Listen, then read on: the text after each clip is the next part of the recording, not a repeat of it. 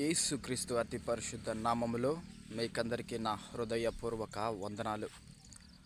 ప్రియ సహోదరి సహోదరులారా, ఈరోజు దేవుని చిత్తం గురించి తెలుసుకుందాం.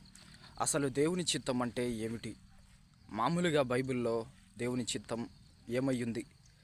దేవుని చిత్తం ఒక్కొక్కరి విషయంలో ఒక్కొక్క విధంగా ఉంది. దేవుడు శిష్యుల విషయంలో దేవుని చిత్తాన్ని ఎలా చేశాడు? ఎలా సువార్థికులుగా మారి ఈరోజు ప్రపంచవ్యాప్తముగా యేసు క్రీస్తు యొక్క యోధులని శిష్యులని తయారు చేశారు అని దేవుని చిత్తం ఉంది. కానీ ఒక సాధారణ వ్యక్తులైన మనకు దేవుని చిత్తం ఎలా ఉంది? దేవుని చిత్తం అంటే ఏమిటి? అసలు దేవుని చిత్తంలో మామూలుగా పరిశుద్ధతయు ఘనతయు దేవుని చిత్తమై ఉన్నది. జారత్వము, వ్యభిచారము ఇవన్నీ దేవుని చిత్తంలో లేవు.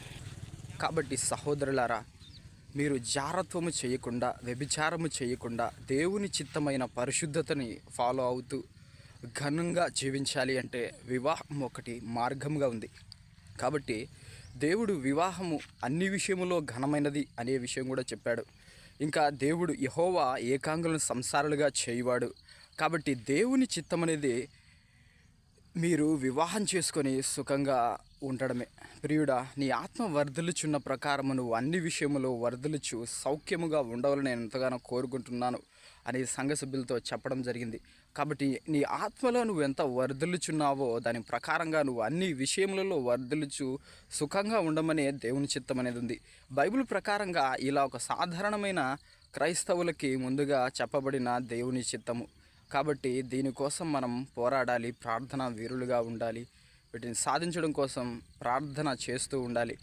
ఎల్లప్పుడూ మనం ప్రార్థన ఈ విధంగా చేయాలి. నీ చిత్తము నా జీవితంలో నెరవేర్చబడాలి ప్రభు. నీ చిత్తమే నా జీవితంలో జరుగునుగాక. నీ చిత్తమే నా జీవితంలో ఎల్లప్పుడూ ఉండాలి. నీ చిత్తమే నా జీవితంలో జరగాలి.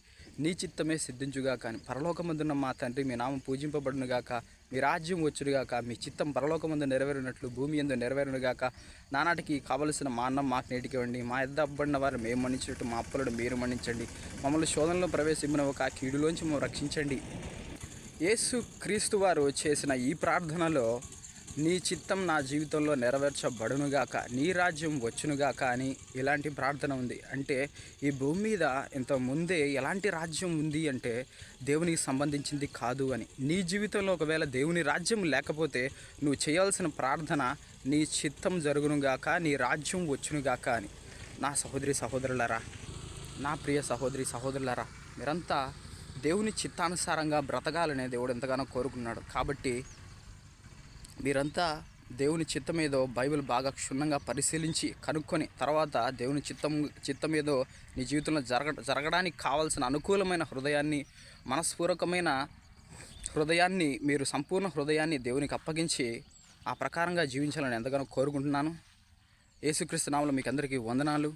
ఈ వాక్యం ప్రకారంగా మీరంతా బ్రతకాలని ఎంతగానో కోరుకుంటున్నాను. దేవుడు కూడా కోరుకుంటున్నాడు. కాబట్టి మీకందరికీ నా హృదయపూర్వక వందనాలు.